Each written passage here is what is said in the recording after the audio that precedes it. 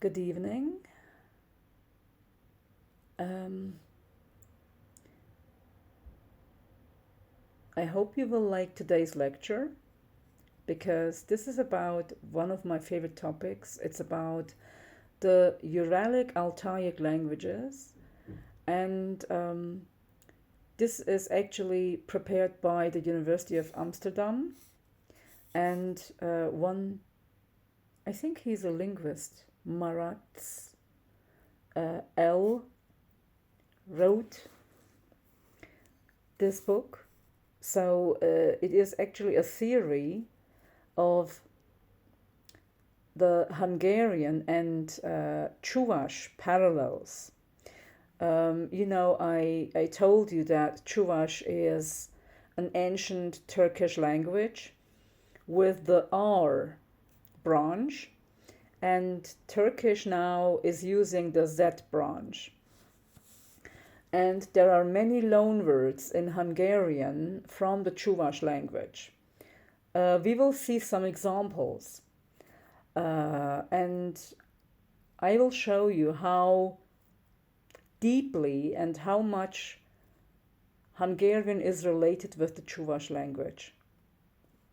So it actually surprised me a lot, but I was not very surprised, very astonished, but it took me by surprise, I must say. So this is actually the forward and the beginning of it. So it's the state of art. It says here, the state of art of Uralic studies, tradition versus innovation. So I will go page by page. I will not drop anything. So you will see the differences and the similarities, especially the similarities with your own eyes. So also the contents here are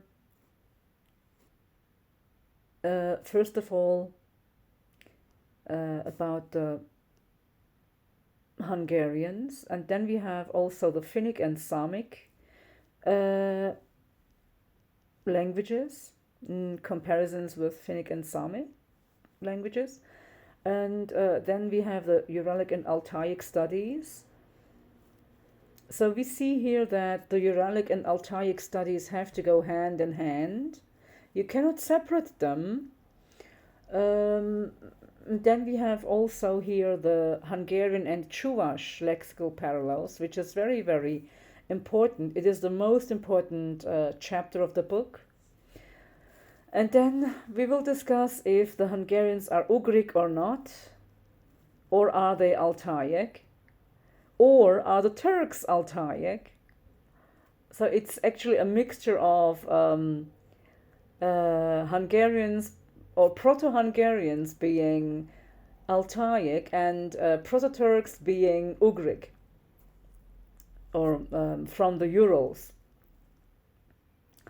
So, and we will see the family trees here and the linguistic affinities.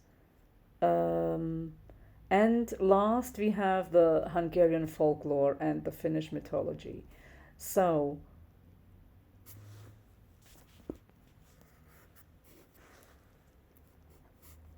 now first, of course, we need an introduction here.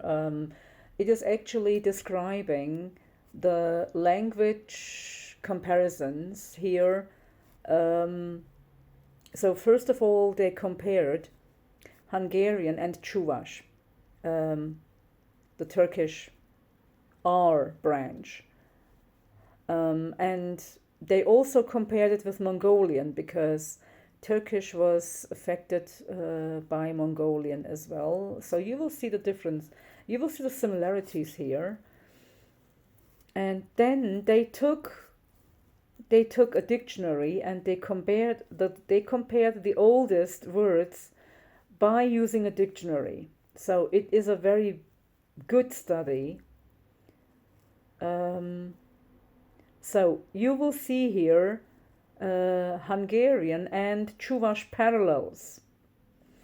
And it says here, Hungarian is a Uralic language and Chuvash is a Turkic language. Yes. But Chuvash is in the West Old Turkic branch, it says. So it is a bit different from modern Turkish, because modern Turkish has very much loan words, but the old Chuvash is in the plain form, is in the proto form. We will see how it worked, because here we have the ancient Volga Bulgar languages, and Chuvash is considered the Proto-Bulgar language spoken by the Turks.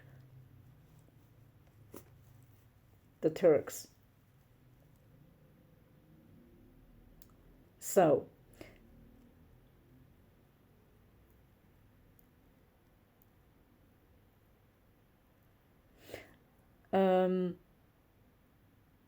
yes, as I said, we have in Turkish, we have the R branch and we have the Z branch.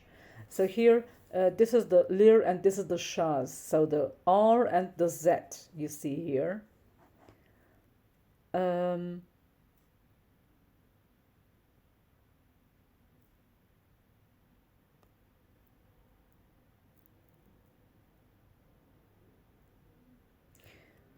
So mostly the vocabulary was taken from the Volga band, right? So where the Volga was. And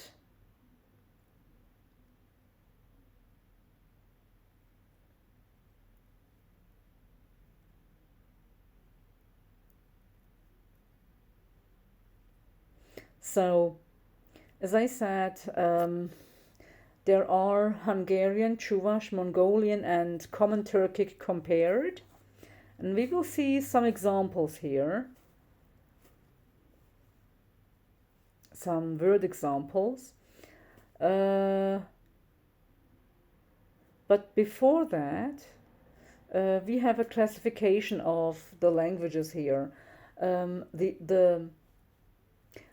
have the Oghuz Turkic, we have the Kupchak Turk, we have the Uyghur Turkish, the Siberian, the Oghur Bulgar, and the Argu Turkic. I never heard about the sixth branch.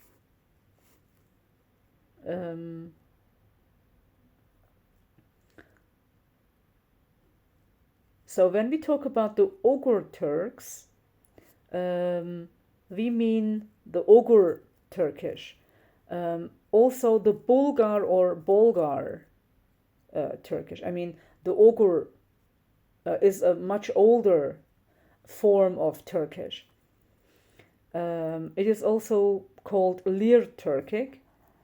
And we have also Shaz Turkic, which is different from this branch, because here the letters have changed from R into Z, as I said before, in the Sumerian video. So normally there is a classification of the chronology about Turkish. So this is a branch made by Johansson. So he classified the Turkish family into 9. So the first stage was Proto-Turkic, which was Proto-Bulgar. So Proto-Bulgar was first spoken. And then we have the second phase, which was also Proto-Bulgar, but spoken in the Volga region. So the Proto-Bulgar spoken in the Volga region. And then we have the Volga Bulgar. The Volga Bulgar language was actually the Chuvash language. So Chuvash was spoken among the Bulgars, among the Proto-Bulgars. That is, the Proto-Turks, the Proto-Bulgars, they spoke a kind of chuvash language. Yes? And then we have the fourth phase, which consists of the Oghuz tribes, the Oghuz Turks, the Argu, the Kupchak, the Karluks, the Siberians, etc. These Turks. We have the Oghuz branch, which consists of modern Turkish, Azeri Turkish, and Turkmen Turkish, and the like. The sixth branch, as I said, I never heard of it, the Kalash or the Kalai. We have the seventh branch, the eighth branch, and ninth branch, which go like the Kupchaks, the Karluks, and the Siberian Turkish. So in the Siberian Turkish, we have the Tuvan Turkish, the Hakkas Turkish, and so on. The Tuvan Turkish is also the Turkish that here, the Tuvan land was also the Scythian land, as far as I know. So here this is the classification and the genealogical tree.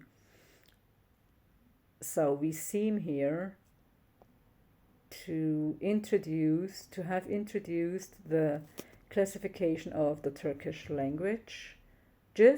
Now here, very important is that, as I said, we're going to compare the Hungarian, but wait a minute, I'm sorry.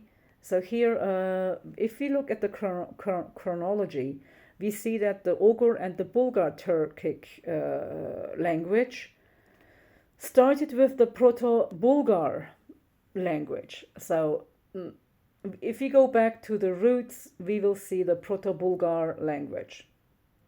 That is the oldest Turkish.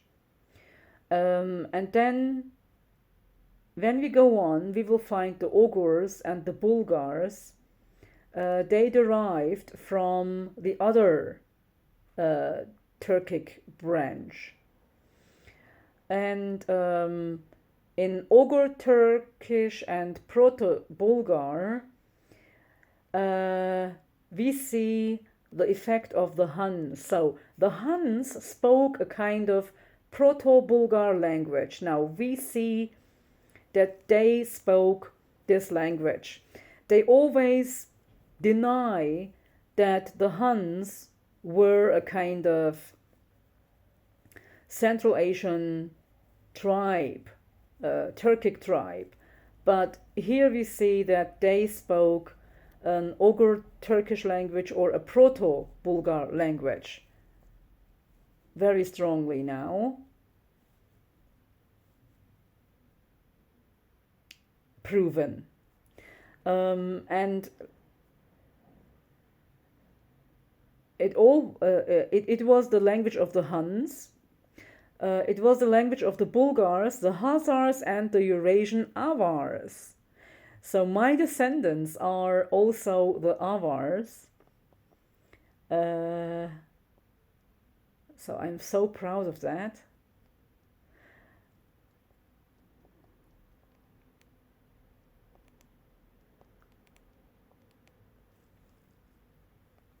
So this is the Oghur branch, as I said.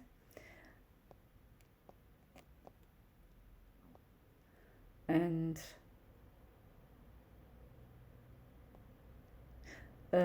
yes, here we see the shift from R to Z. When we have a look at the word 9, you see here in Old Turkic it is Tokuz. In Turkish it's called Dokuz. In Azeri Turkish it's called Dokuz. And in Uzbek it's Dokiz. Yes. So we're passing now. If you have a look at the Uyghur language, it's Tokuz. In the Kazakh language, it's Toğuz. In the Kyrgyz language, it's Toğuz. In Altai Turkish, it's Toğuz. In Hakkas language, is Toyiz. In the Tuvan language, it's Tos. One syllable. In the Saka or Yakut Turkish, it's toz. In Kalaj, it's tokuz. And in the Chuvash language, it's tahar. You see the difference here? Everywhere we have S or Z, but in Chuvash we have R. Right.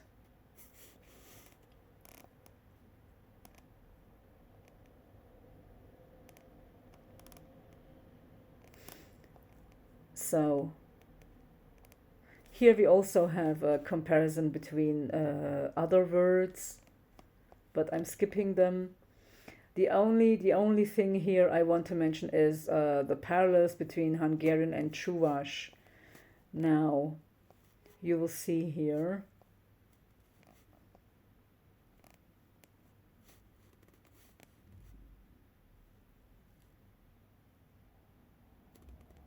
A very important thing. It says here, the Hungarian loanwords of the Chuvash type could be accounted by the postulating a dummy that is a predecessor language of Chuvash, like the Proto-Chuvash or Old Chuvash. So we had a kind of Old Chuvash or Proto-Chuvash, and it matched the sounds in Hungarian. Yes. So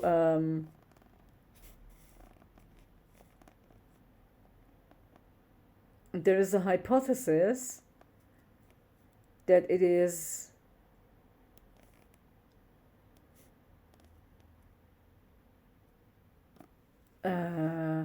Turkish is generally considered to be an Altaic language, but in my view, it was in the middle.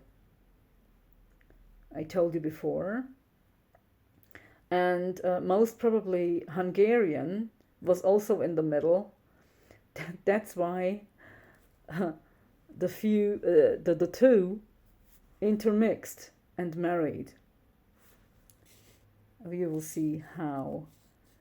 Now, there is a word ir in Hungarian, which means to write, and in Chuvash it is sir. In Turkish it is yaz. Now, how did it change into yaz?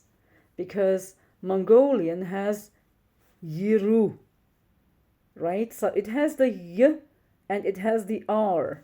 So the r from Hungarian and Chuvash, and we took the y from Mongolian and we changed the r into z. Now, how did we get to the z?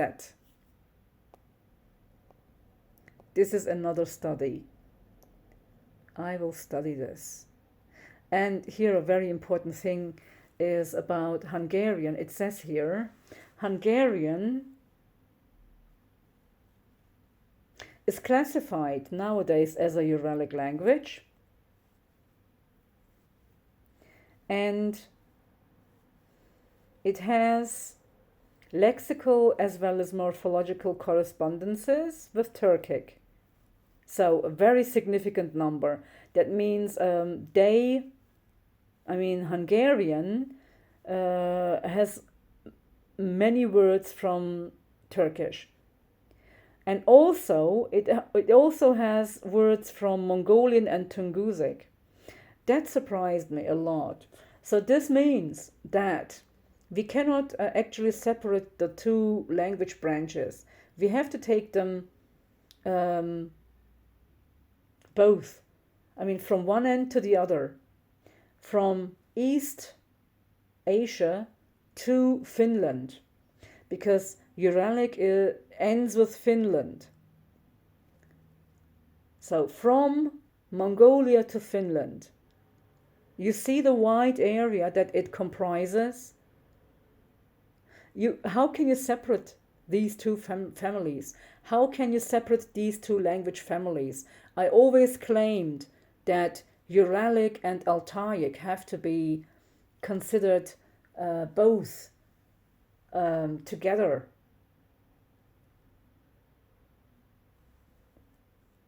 And here we see the reason.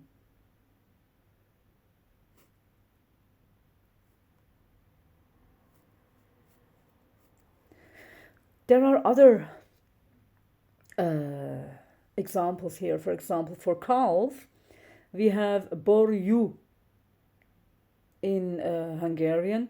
In chuvash, it means paru.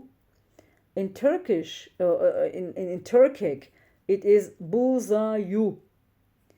We call it buzağı now, right? Buzağı. And in Mongolic, it is birayu, right? So you see the shift from R to Z here. So actually Hungarian is very close to Turkish, but because of the R, the change of R here, it became buzau. I wonder why it changed to Z. Most probably because of Persian, I think. So Persian made it change that way, most probably. That's my opinion. So, Ligeti, where does it start? Here. It says here, Ligeti, very important, argues that if the Altaic family is rejected altogether, then the correspondences between Turkic and Mongolian must be explained otherwise. That is, the Mongolian borrowing should be assumed to derive from Common Turkic, having nothing to do with the chuvash. In any case, the Mongolian counterparts in the RZ correspondence are comparable to the Hungarian ones in the relevant correspondences, although the issue of the Turkic borrowing into Mongolian is still unsettled. So the Mongolians borrowed it from us. What seems to be important for Hungarian scholars, like Rigetti, is that the phenomenon of the Mongolian borrowing had nothing to do with that of the Hungarian borrowing. You see, the Mongolians borrowed from us. The period of the Turkish-Mongolian borrowings are not even settled approximately, but they are so old that from the perspective of the Hungarian borrowings, it doesn't matter. So, and you see here the studies that were made. They were mostly made by foreign scholars. It's so sad that there were no Turkish scholars among them.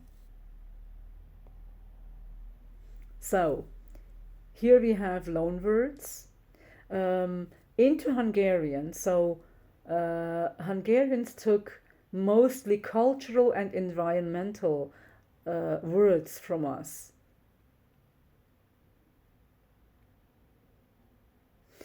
And also we have another Turkologist here. Her name is Gyula Nemet.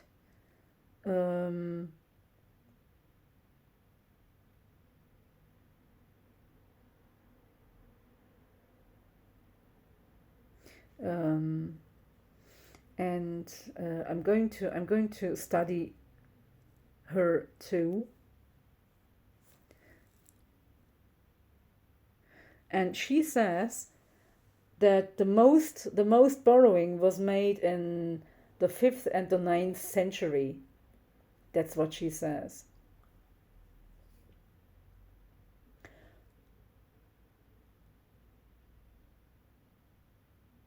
I don't think it's that young. I think it's much older, because if they took it from the chuvash language, if they took it from the old Bulgarian language, it must have been older. That's what I think.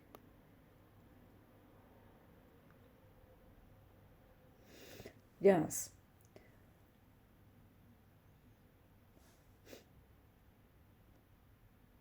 So they compared the words here, and they took these words from the dictionaries and they compared it. Now, some of the Turkic words I even didn't hear of. For example, we have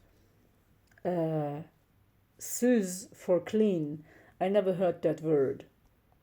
Let me show it to you. So here there is a comparison. For calf, we have boryu, as I said. The chuvash form is paru. You see the comparison. In Turkish, we have buzayu, and in Mongolian, birayu. Then we have twin. It is iker in Hungarian. It is ikiz in Turkish, in modern Turkish. It is yeker in chuvash. It is ikiz in common Turkic. But now, in modern Turkish, we call it, we call it ikiz.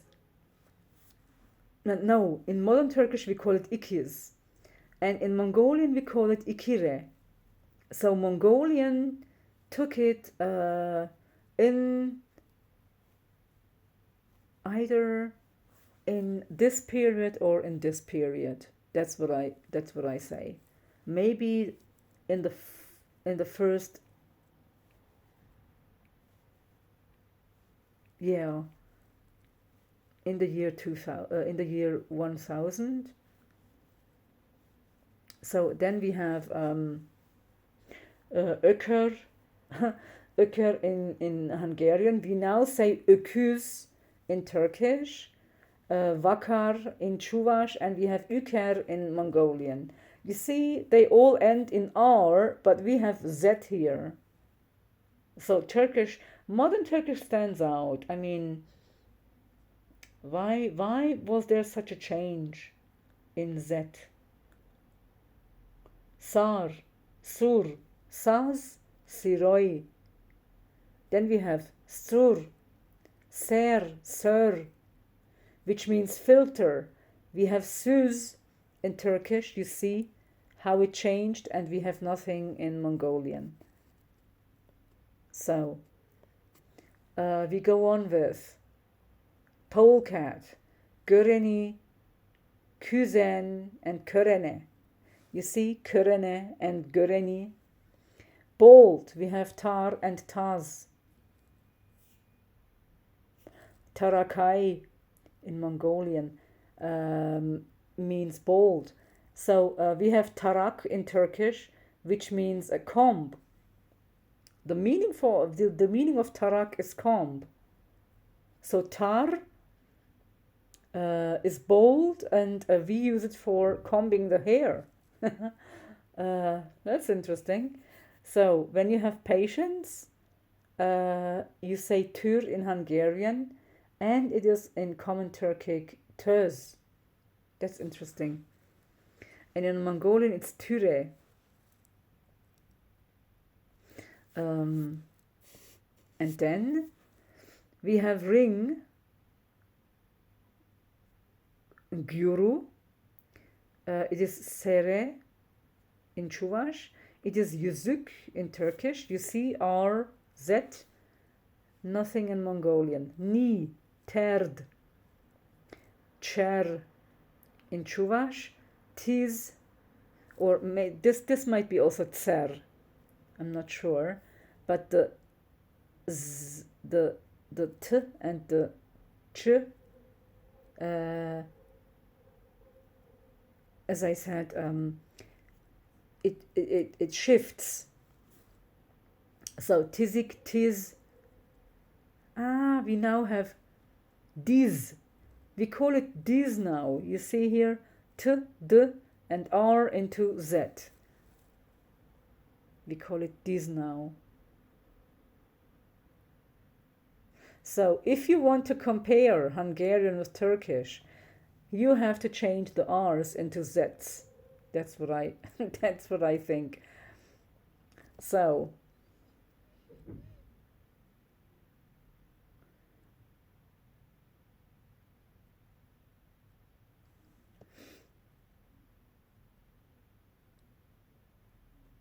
I also I'm going to post the link at the description so that you can have a look. So we have here Pole, which means kazık in Turkish, and it's karo in Hungarian. We have dragon, Sarkani and Sazayan. We have Tenger for sea in Hungarian, and we have Tengiz in Turkish.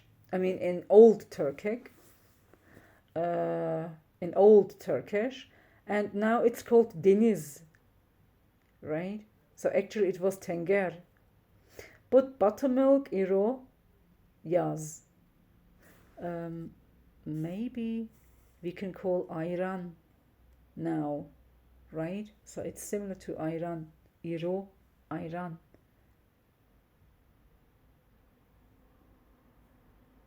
Yes, in the Tatar language it's yaz.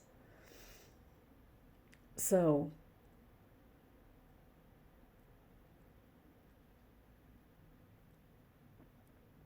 and then it goes on.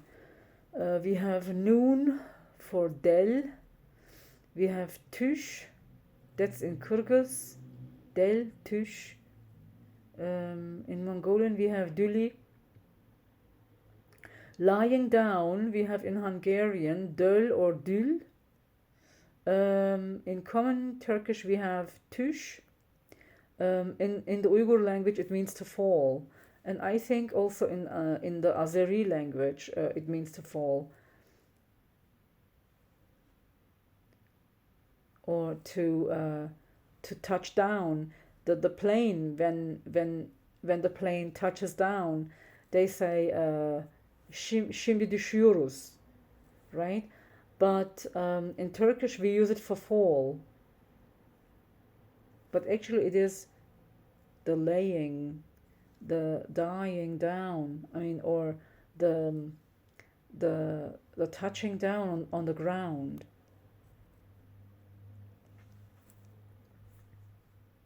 We also have yellow light, which means in Hungarian sarga, sar. In chuvash it's sure. In Turkic it's sari. In Mongolian it's sira. Brush, to sweep. Seper, söpör in Hungarian. Süpür in modern Turkish. Sapar means broom in chuvash. And in Mongolian it's sigur, siyur. And it goes on like this. So as you see here. Yes, and here it describes actually how it all changed. So in the Proto-Turkic, the initial, when we have ch, in chuvash it is sh. In Hungarian it is also sh, but it's written as s, as in saru. And in Proto-Turkic we have k. In the chuvash form we have k deleted. In Hungarian it changes into y. And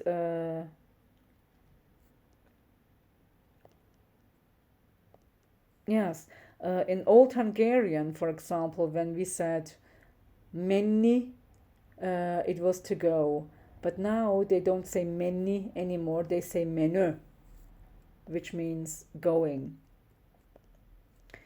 That's very sad. So we also have other words here. So this is going to be part 1. I will also do part 2 from this PDF.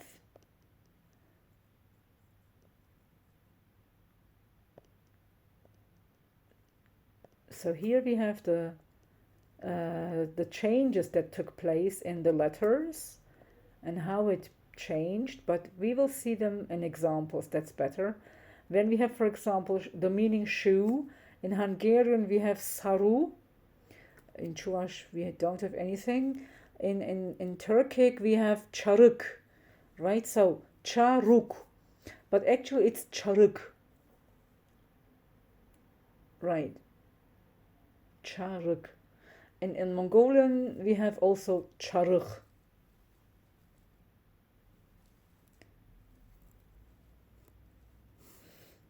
We also have small, apro in Hungarian, oprak in Turkish.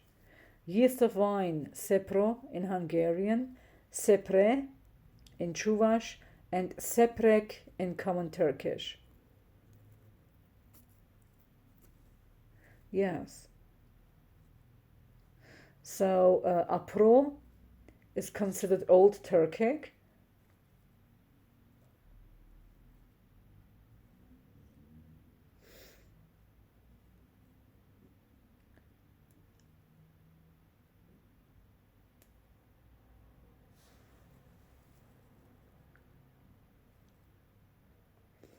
And we also have, for shredder, slicer, we have gyalu. And in common Turkic it is yish, yishi. I never heard of that word. Slice, we have gyalul. And the same word for common Turkic. I never heard that word, as I said. So we have, for example, ring. The word for ring is in the Hungarian language gyuru, sere in chuvash, yüzük. You see how it is similar to Hungarian, except the Z and the R. So you know the logic, how it functions. So need, again, to need, gyur, yur. Candle, gyertya, yarta, which means candle. I never heard that word as well. And it goes on like this, right? So I'm skipping some of the words. Wind, we have, for example, szel in Hungarian. We have sil or shil in Chuvash. We have yel in Turkish. So szel and yel. And we have yazmak, as I said, ir in Hungarian, shir in Chuvash, yaz in Turkish, and yiru in Mongolian.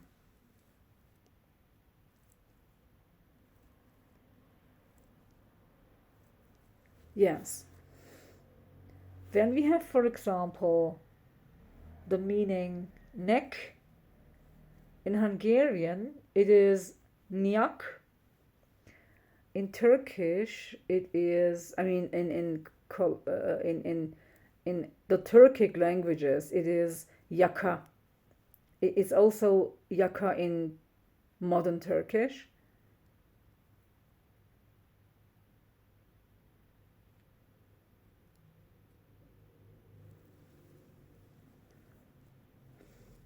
Nyar is spring in Hungarian, and in Turkish it is yaz. And in Chuvash it was sur.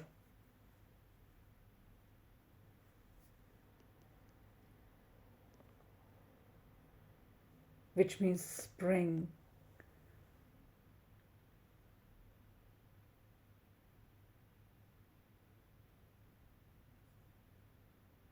This makes me some connections to words. Common connections to words.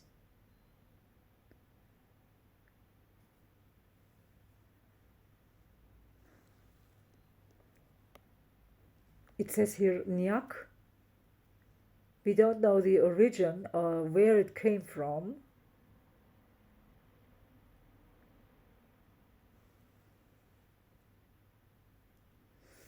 And nyar is of Turkish origin, I mean Old Turkic origin.